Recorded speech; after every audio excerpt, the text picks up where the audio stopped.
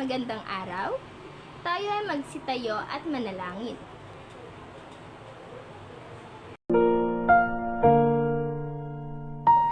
Panginoon, salamat po sa panibagong araw na ito upang kami ay matuto.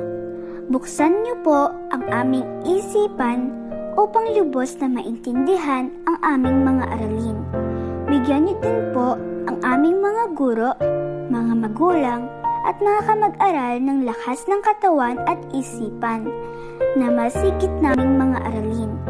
Bigyan niyo din po ang aming mga guro, mga magulang, at mga kamag-aral ng lakas ng katawan at isipan na masigit naming kailangan. Mga magulang at mga kamag-aral ng lakas ng katawan at isipan na masigit naming kailangan sa araw-araw sa panahong ito.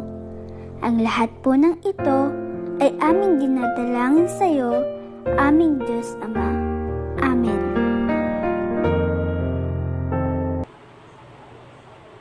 Amen. Magandang araw, baitang 3 at 4.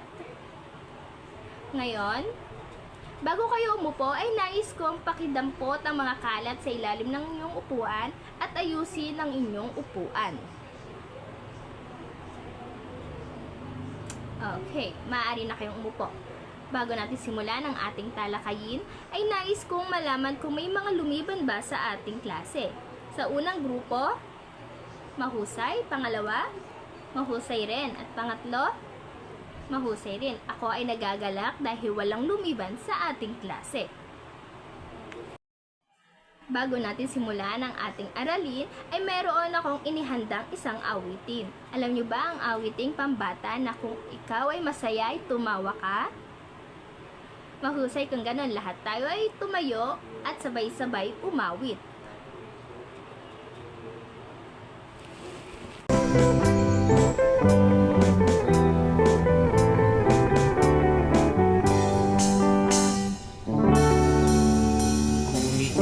Masaya tumawa ka, ha ha ha. Kung ikaw ay masaya tumawa ka, ha ha ha. Kung ikaw ay masaya, buhay mo ay sisigla. Kung ikaw ay masaya tumawa ka, ha ha ha. Kung tumawa ka, ha ha ha. Kung ikaw ay masaya, buhay mo ay sisigla. Kung ikaw ay masaya tumawa ka, ha ha ha. Kung ikaw ay masaya pumalakpak. Kung ikaw ay masaya pumalakpak. Kung ikaw ay masaya, buhay mo ay sisigla. Kung ikaw ay masaya pumalakpak. Kung ikaw ay masaya pumadyak ka. Kung ikaw ay masaya pumadyak ka. Kung ikaw ay masaya, buhay mo ay sisigla. Kung ikaw ay masaya pumadyak ka. Kung ikaw ay masaya pumadyak ka. Kung ikaw ay masaya, buhay mo ay sisigla. Kung ikaw ay masaya pumadyak ka. Kung ikaw ay masaya pumadyak ka. Kung ikaw ay masaya, buhay mo ay sisigla. Kung ikaw ay masaya pumadyak ka. Kung ikaw ay masaya, gawin lahat, ha ha ha. Kung ikaw ay masaya, gawin lahat, ha ha ha. Kung ikaw ay masaya, ha ha ha. Kung ikaw ay masaya, gawin lahat, ha ha ha. Kung ikaw ay masaya,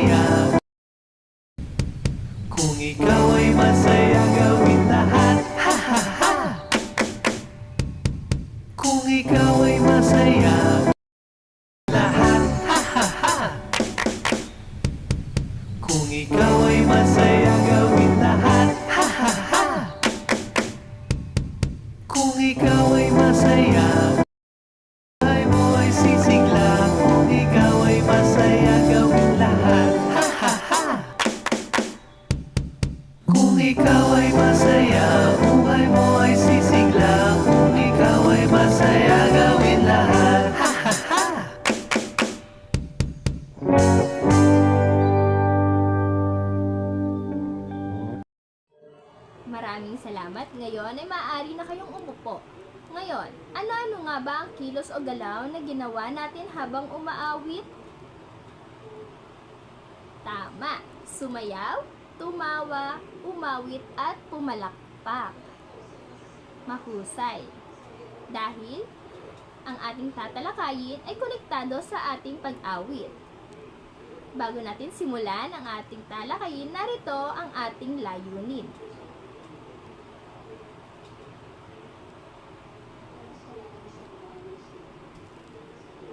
Ang ating layunin ay pagtapos ng araling ito, ang mga mag-aaral ay naasahang maipahayag ang kahulugan ng pandiwa, natutukoy ang mga salitang nakasaad ang kilos o galaw sa tulong ng mga larawan, maipakita ang mga kilos o galaw.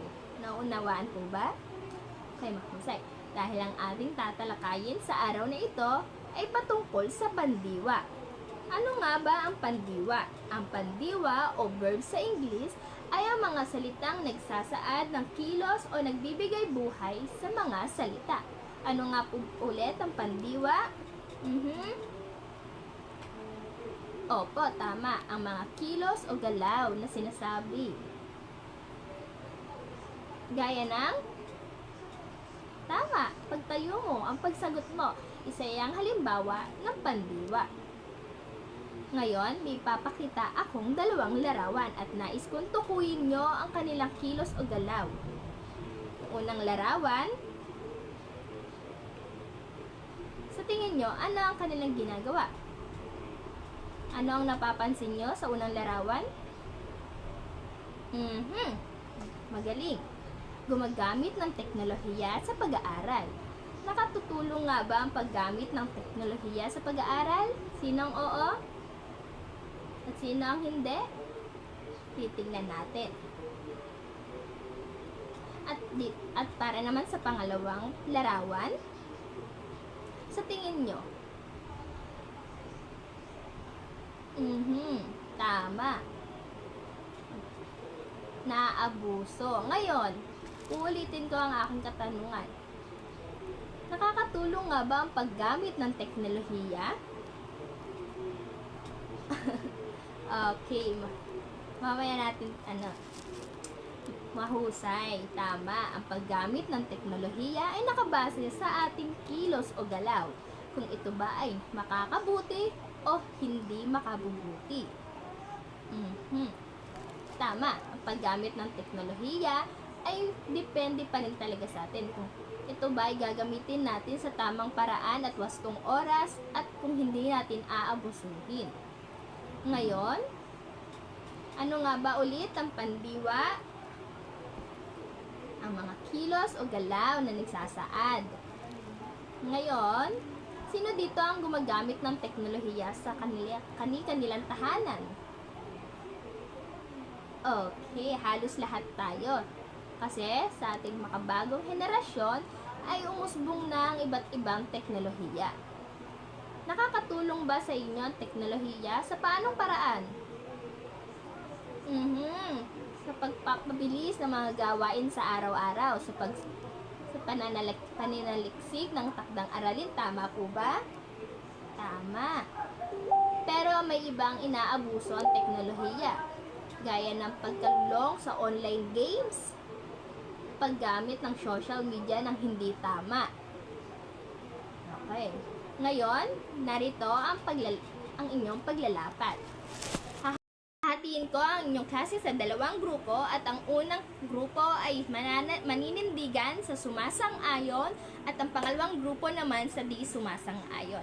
At kinakailangan pangatwiran ng pahayag na napapahusay nga ba ang paggamit ng teknolohiya sa pag-aaral? Bakit? Naunawaan po ba? Bibigyan ko kayo ng 10 minuto para sa inyong paghahanda. Tapos na po ba? Okay, mahusay. At para naman sa inyong pagtataya, ay nais kong sumulat kayo ng isang maikling salaysay na nagpapakita ng mga kilos o galaw habang gumagamit kayo ng teknolohiya sa inyong pag-aaral. Kung nakakatulong nga ba ito o hindi naman dapat. Bibigyan ko kayo ng 5 minuto para sa inyong gawain. Okay. Bago natin yan, chikan, nais ko ulit malaman, ano ang inyong natutunan sa ating aralin? Okay. Ang pandiwa ay isang kilos o galaw o nagsasaad ng mga ginagawa sa isang salita. Mahusay. Ang teknolohiya ay nakakatulong kung hindi ito aabusuhin sa paggamit. Tama, ano pa? Hindi kinakailangan ng teknolohiya. Makakatulong ang teknolohiya kung hindi ito aabusuhin. Gaya ng sinabi niya. Tama, very good. Ngayon, narito ang inyong takdang aralin. Nais kong maglista ng mga kilos o galaw na inyong ginawa sa inyong tahanan. At sabihin kung ito ba ay nakabubuti o nakakasama. At ipapasa ito bukas pagpasok nyo. Nauunawaan po ba? Mahusay. At yan lamang po ang ating talakayin ngayong araw. Maraming salamat po.